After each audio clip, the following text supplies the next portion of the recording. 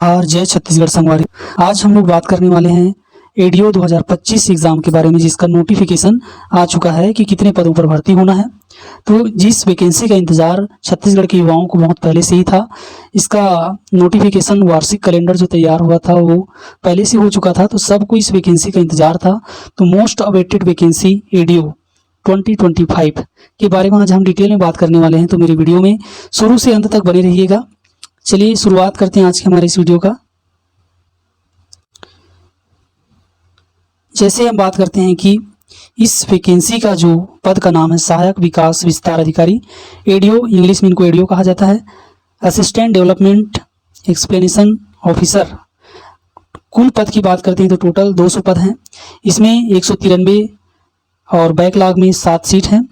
तो श्रेणी और वर्गवार आरक्षण जो रोस्टर बना है छत्तीसगढ़ में, उसके अकॉर्डिंग, जैसे कि सभी को पता है कि एसटी का 32% रिजर्वेशन है, एससी का 12% और ओबीसी का 14%, और जो शेष है वो जनरल कोटा वालों के लिए है। तो टोटल पोस्ट जैसे कि हम देख पा रहे हैं कि 193 पोस्ट है टोटल, और 193 पोस्ट जो है डिवाइड हो जाता है, जैसे कि 193 टोटल पोस्ट हो गए और ये बैकलॉग 7 सीट हो गए। अब आगे बात करते हैं, जैसे इनमें जनरल कोटा के लिए 81 पोस्ट, एससी के लिए 23 पोस्ट, अनुसूचित जनजाति के लिए 62 पोस्ट और अन्य पिछड़ा वर्ग के लिए टोटल 27 पोस्ट है।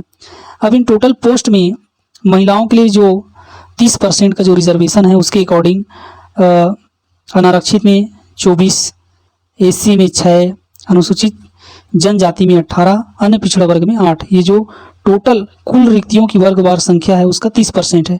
इसके अलावा भूतपूर्व सैनिकों के लिए भी आरक्षित पद हैं, 8 पद अनारक्षित, अनुसूचित जाति जनजाति, अन्य पिछड़ा वर्ग। इसके अलावा दिव्यांग जनों के लिए भी 14 सीट यहाँ पे आरक्षित है। आगे हम बात करेंगे कि इस वैकेंसी के लिए पात्रता योग्यता क्या होनी चाहिए। तो सहायक विकास विस्तार अधिकारी के लिए किसी भी विषय में ग्रेजुएशन अनिवार्य है। इसके अलावा अगर आप ग्रेजुएशन के साथ साथ स्नातकोत्तर ग्रामीण विकास में देख सकते हो, ग्रामीण विकास में स्पेशली इसका एक कोर्स होता है ग्रामीण विकास में, अगर आपने पोस्ट ग्रेजुएशन किया हुआ है तो आपको एग्ज़ाम में इसका प्रॉफिट मिलने वाला है, जो कि 15 अंक आपको एग्ज़ाम में बोनस के रूप में मिलेंगे। तो जिन्होंने ग्रामीण विकास में पोस्ट ग्रेजुएशन की डिग्री हासिल की है उनके लिए बहुत ही प्लस पॉइंट है कि आपको 15 अंक अतिरिक्त दिया जाएगा। लेकिन बाकी लोगों को भी निराश होने की ज़रूरत नहीं है, बस आप अच्छे से स्ट्रगल के साथ मेहनत कीजिए, आपका भी चयन बिल्कुल हो जाएगा। बात करने वाले हैं एज लिमिट के बारे में। तो इस वैकेंसी के लिए आपका आयु सीमा क्या होनी चाहिए। तो इस वैकेंसी के लिए आयु सीमा जो है, न्यूनतम आयु सीमा कम से कम आपका जो उम्र है 20 वर्ष होना चाहिए और अधिकतम आयु सीमा आपका 30 वर्ष होना चाहिए। लेकिन सरकार ने अभी कुछ दिन पहले ही आयु सीमा में, अधिकतम आयु सीमा 35 वर्ष था, उसमें 5 वर्ष की छूट दी गई है। तो लगभग आपको 40 वर्ष की आयु सीमा, आपको अधिकतम आयु सीमा मिलती है। इसके अलावा यदि आप अनुसूचित जाति जनजाति और अन्य पिछड़े वर्ग से बिलोंग करते हैं तो आपको इसमें 5 वर्ष की और आपको इसमें छूट मिलेगी, है ना। अगर आप रिजर्व कैटेगरी से हैं तो 40 वर्ष तो है ही, इसके अलावा 5 साल का आपको और बेनिफिट मिलने वाला है। तो ये रही बात आयु सीमा की। आगे हम बात करते हैं कि इस वैकेंसी के लिए सिलेबस क्या होना चाहिए। आगे बात करने वाले हम सिलेबस के बारे में। किसी भी एग्जाम के लिए सिलेबस बहुत ही इंपॉर्टेंट होता है। तो आपको बता दें, इससे पहले व्यापम ने 2012 में और 2017 में 2 बार एडीओ एग्जाम का आयोजन हो चुका है। तो अभी जो है वर्तमान में 2025 में सिलेबस को बदला गया है। तो ये सूचना आप सभी के लिए महत्वपूर्ण है, इसलिए ध्यान रहे कि पहले का जो सिलेबस जो है जैसे यूट्यूब वगैरह में डला है तो उससे तैयारी ना करें। अभी व्यापम ने अपने ऑफिशियल वेबसाइट पर पाठ्यक्रम का जो संशोधन हुआ है उसके बारे में स्पष्ट इसमें लिखा गया है कि पहले जो एग्ज़ाम होता था वो 150 मार्क्स का होता था, लेकिन अभी वो जो 150 जो है अभी 100 मार्क्स का हो गया एग्ज़ाम। 100 अंक के आपके एग्ज़ाम होने वाले हैं। तो आइए हम डिटेल में बात करते हैं कि इस 100 अंक में अंकों का विभाजन किस प्रकार से किया गया है। तो इसमें 4 भाग होने वाले हैं पाठ्यक्रम में। पहला भाग में हम बात करते हैं, पहले भाग में सामान्य अध्ययन जीके के बारे में। तो ये नया जोड़ा गया है ना। पहले के जो सिलेबस था उसमें छत्तीसगढ़ का जीके होता था, लेकिन इस बार जो है जनरल स्टडीज में जोड़ा गया है, छत्तीसगढ़ का जीके भी है। तीसरा ग्रामीण विकास, जो कि मेन होता है एडीओ के लिए, ग्रामीण विकास, पंचायती राज और ग्रामीण विकास की जो योजनाएं हैं उसके बारे में। तो बात करते हैं कि क्या वेटेज इस पर रखा गया है, कि कितने कितने अंकों का विभाजन किया गया है, पूरा डिटेल में बात करने वाले हैं। तो सबसे पहले हम बात करेंगे सामान्य अध्ययन जीके के बारे में। तो जैसे कि आप देख पा रहे हैं कि 15 अंक है ना, इसमें इकाई 1 में इतिहास, और इकाई 2 में साइंस एंड टेक्नोलॉजी, और इकाई 3 में संविधान के बारे में, इकाई 4 में भारत का भूगोल, और इकाई 5 में भारत की अर्थव्यवस्था इकोनॉमी। यानी कि कंप्लीट यहाँ पर कहें तो हिस्ट्री, ज्योग्राफी और इकोनॉमिक्स और साइंस एंड टेक्नोलॉजी इसमें शामिल किए गए हैं, और ये टोटल 15 अंक के होने वाले हैं।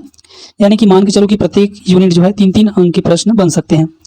आगे बात करते हैं सामान्य अध्ययन के बाद छत्तीसगढ़ का जो सामान्य अध्ययन का जो चैप्टर है, वहाँ से क्या क्या यूनिट से कैसे प्रश्न बनते हैं।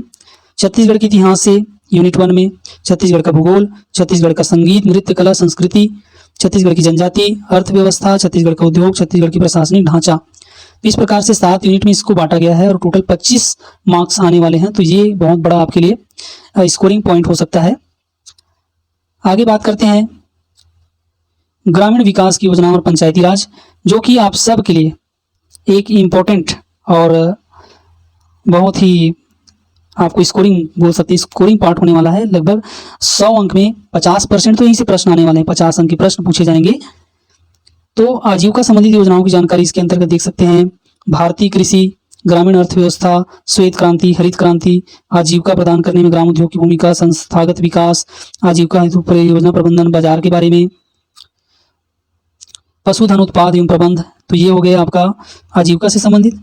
आगे बात करते हैं हम लोग पंचायती राज में, देख सकते हो 73वां संविधान संशोधन, छत्तीसगढ़ पंचायती राज अधिनियम, त्रिस्तरीय पंचायत, ग्राम, जनपद, जिला पंचायत, ग्राम सभा, ग्राम पंचायत सेक्टर की प्रमुख जानकारी। इसके अलावा ग्रामीण विकास की जो योजनाएं हैं, है ना, मतलब अभी छत्तीसगढ़ में ग्रामीण विकास संबंधी जितनी भी योजनाएं अभी चल रही हैं, उससे भी संबंधित प्रश्न बनते हैं। तो ये सारी चीज़ सिलेबस में आप देख पा रहे हैं। तो आप सिलेबस के अकॉर्डिंग आप तैयारी कीजिए। ग्रामीण विकास की विभिन्न योजनाएं, उद्देश्य क्या होना चाहिए, क्या पात्रता होनी चाहिए, मिलने वाली सहायता की जानकारी, इसके अंतर्गत महात्मा गांधी रोजगार गारंटी योजना, राष्ट्रीय ग्रामीण आजीविका मिशन, प्रधानमंत्री आवास योजना, सड़क योजना, स्वच्छ भारत मिशन, सामाजिक अंकेक्षण, ग्रामीण विकास की योजनाओं के क्रियान्वयन में बैंकों की भूमिका, सूचना का अधिकार अधिनियम। तो मैं आप सबसे यही कहूँगा कि आप जो है नए सिलेबस के हिसाब से, जो अभी जो सिलेबस बना है व्यापम ने, जो नए सिलेबस जारी किया है वो 100 अंक का होने वाला है। और सिलेबस में कौन कौन से टॉपिक पढ़ना है, पूरा यूनिट वाइज इसको डिवाइड किया गया है। तो आप सिलेबस के अकॉर्डिंग अपनी तैयारी अच्छे से कीजिए। आप सभी के लिए मैं आशा करता हूँ कि आप एडीओ में आपका सिलेक्शन हो जाए। इसके लिए आप अच्छे से मेहनत कीजिए। लगभग आपके पास 2 माह हैं। तो और जो फॉर्म फिलअप नहीं किए हैं वो फॉर्म भी फिलअप कर लें जल्द से जल्द। तो आशा करता हूँ यह वीडियो आप सबको अच्छा लगा होगा। अपने साथियों में यह वीडियो शेयर करना ना भूलें। जय हिंद, जय भारत, जय छत्तीसगढ़। मिलते हैं नेक्स्ट वीडियो में। तब तक जय जोहार, जय छत्तीसगढ़।